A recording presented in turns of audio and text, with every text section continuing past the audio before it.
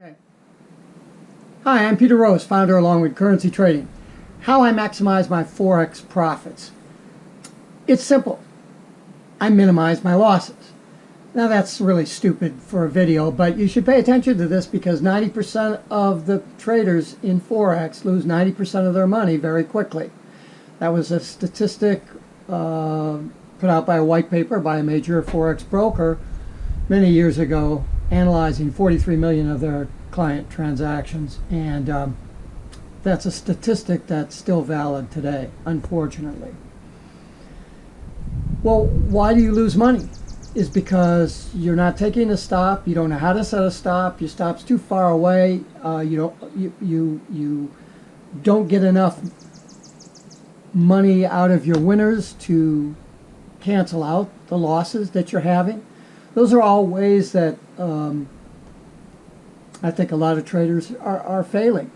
You're worried about Bollinger Bands and all this exotic stuff and staging and what your leverage should be and how to size your bank to that leverage, and it's all stupid if you don't know how to trade. What point is it to learn how to fill your gas tank and change the oil in the car and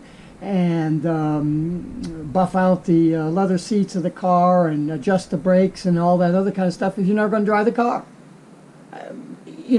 It doesn't make any sense to learn stuff that you're not going to use, or to learn stuff that you will lose. That you'll learn stuff that you will use, but you won't use it until later.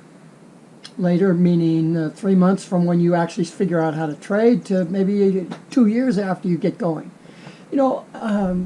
My premise is that if you can figure out before you start trading what the rules of the game should be, what the trading should be like, and to set out just 3 rules. In my courses, I talk about these 3 rules as being the only 3 rules that you need. Now, those rules are generic rules based on the 3 phases of the life cycle of a currency position, which is entry analysis, position management, and exit methodology. So you have rules for each one of those phases of the life cycle of the currency pair. But each one of those rules is a composite of several different problems that are presented within each one of those phases. I mean, you can't solve the entire entry analysis phase of the life cycle of the position in one rule, because you have many different scenarios to look at and then try to find the similarities between the ones that you can have one rule for, and all the rules have to be fairly similar so that they're really easy. And that's the thrust of how I maximize my Forex profits. I don't get more pips, I just don't lose many pips. Now, if you've listened to my videos or you've taken coursework from me before, or consulting, then you know that when we start out in trading in an all-in, all-out, you trade in 3 full lots or 3 minis or whatever you're doing, up to maybe 8 full lots, you're an all-in, all-out trader. You go in with 3 full lots and you come out with 3 full lots. That simplifies that whole process. And so because of that, it's very easy for me to say, well, let's set an 8 pip stop. Now, some people are saying, well, I trade up on the daily chart, 8 pip stop, man, that's just nothing. Really? Look, don't learn how to trade up on the daily chart. Learn how to trade down on the 5-minute chart with a 15-minute position structuring time frame to look at, and you might want to go to the 4-hour for trend bias, okay? But since you're trading on that 5-minute chart as a day trader, that 5-minute chart on most of the majors has around a 5 pip ATR. If you get to the exotics or the crosses, your ATR on a 5-minute chart could be 20 pips. I mean, that's just craziness to trade with that kind of spread. This is stupid. Or to trade with a pair that has a 10 pip spread. You're looking to get in, get your money, close the trade, and get on with your day. Who has all day to sit around and wait for some friggin' trade to manifest itself? Do you want to sit there all day in front of a computer screen to make $500 for the day? I don't think it's necessary to do that. I mean, if you've got a 10 lot, I mean a five lot, you're going to have to make 20 pips to make your $500.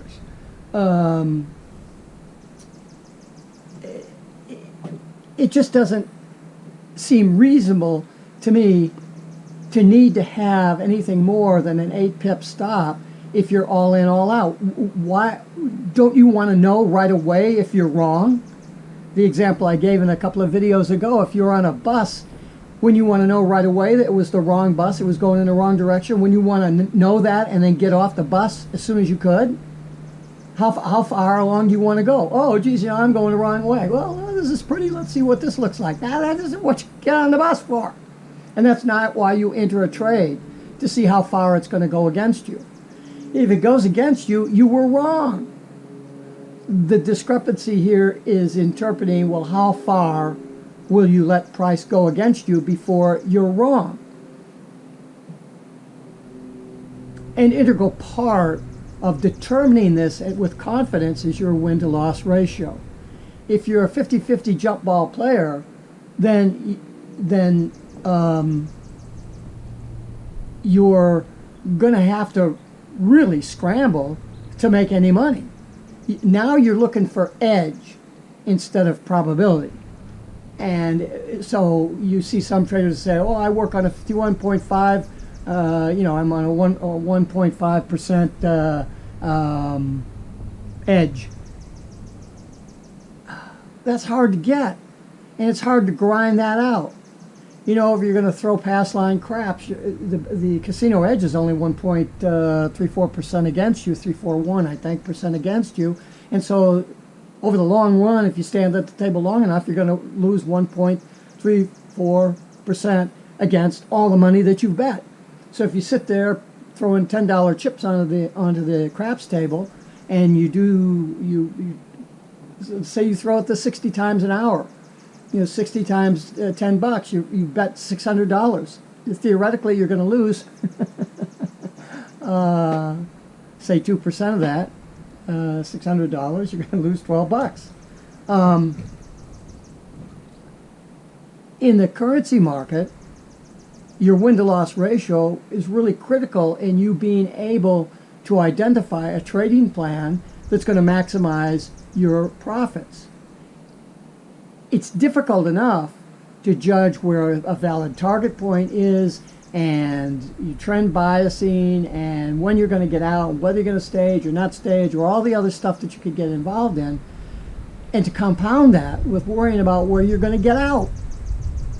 Why get into a trade and say, I'm the stupid risk to reward ratio that everybody talks, your risk to reward ratio. It isn't risk to reward, it's reward to risk.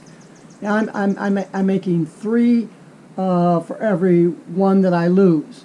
I got a 3. They call it, unfortunately, a win rate, but it doesn't make any sense. Oh, I'm looking for 30 pips, and so I'm going to set my stop at 10. I got a 3-to-1. Oh, well, maybe the 30 isn't, so I'll set a 20 pip stop. Oh, geez, that means I can't just take 10, because that would be, a 1 and 2. I'm going to have to, instead of trading 1 full lot to lose 10 pips, I'm going to have to trade like a half a lot. It's crazy. Why figure all that stuff out? If you're wrong, you're wrong. You have to admit it, and you have to get out. I've been in karate, teaching karate for over 50 years.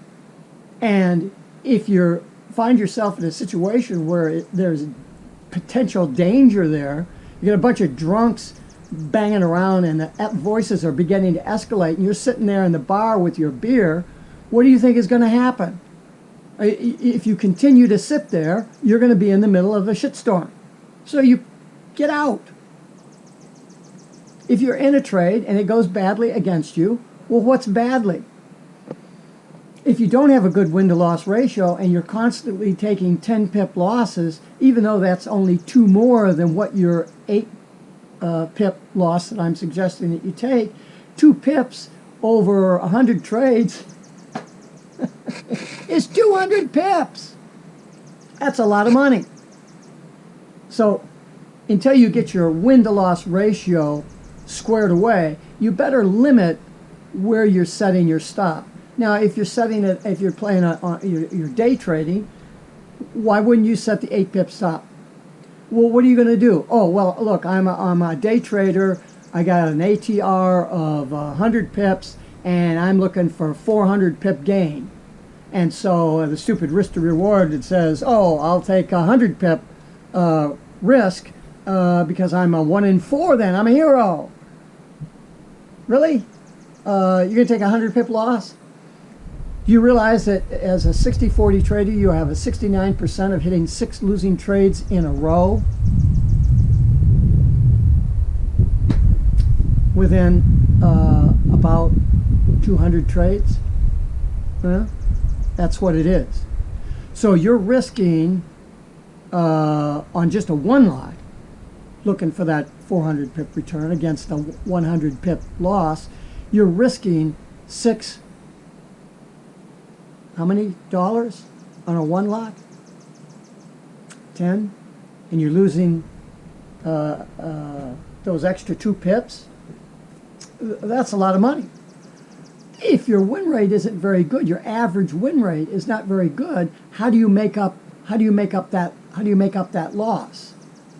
You've lost $80 times 6. You've lost $480. How are you going to make that up? I get it. You're gonna run that 400 pips the one time. Yeah, but you may not make the 400. There's no guarantee that you're going to get the 400 pips. What if you only get 100? And you've lost 6 times in a row? That makes up for it. But you see the dynamics that are involved here. Why don't you control the one thing you have control over? Because you don't have control over the rest of it. You may be involved in this trade, and it's kind of sort of going and starting to get going in your favor, and you got a non-farm payroll event coming out, and you really get nervous about that because you forgot that was in the wings, and you got into this trade. So now what are you going to do? There's a probability that your trade, after all the crap clears from the non-farm payroll, that it will continue to go in the direction you thought it was going to go in because you understand the economics between the two countries, and it should do that. But in the interim, in an NFP, what happens if it takes a 80 pip drop on you? I mean, I've seen 80 pip moves on that 5-minute chart. In 5 minutes, 80 pips. I've seen more than that. I've seen 200 pips on one 5-minute candle. So now what are you going to do? Well, where's your stop? 100 pips out? I don't know. I want to keep things as simple as I can. I want to maximize my profits. I don't have any control over those profits. The only thing I have control over is my loss. So take an 8 pip loss. If I hit that 6 times in a row, I've lost, that number, 48 pips. If I have a statistical probability I could lose 6 times in a row, I could also win that. And so, because I've got a good ratio, win-to-loss ratio, I can make that up. You always have to calculate into your trading at entry at each point, what happens if I lose 6 times in a row? What happens to my account balance and my ability to trade the same size that my trading plan is calling for me to trade with? Those are very difficult questions to figure out on your own if you don't have the background of analysis to be able to pick all that stuff apart. So I'd be certainly happy to chat with you a little bit about that over an email. I'm not going to answer that in a comment. It's just not appropriate in a comment, but I'd be happy to chat with you a little bit about it. And you'll get it right away if you have any experience in trading. If you don't have a lot of experience in trading, or you're just thinking of getting started, these are issues that you really need to learn how to do, and I can't teach them to you in an email. I mean, you're just going to have to take a course, or you're going to have to risk your money that you worked hard for in order to figure this stuff out. And believe me, doing it in a demo account will not solve the problem. It will not. And there are many reasons for that. If you go back and look at some of my videos where I talk about the problems of dealing with sim accounts or demo accounts, you'll see what I mean. And again, I bring this up in the coursework and the consulting that I do because it's a critical point of risk management, which this video obviously concerns itself with. How I maximize my profits may not be how you see you should do it, but you should understand why I do what I do so that you can look at what you're doing and determine what you want to do. Thanks for watching. Peter Rose, Longwood Currency Trading. Have a great day and have a great trading day.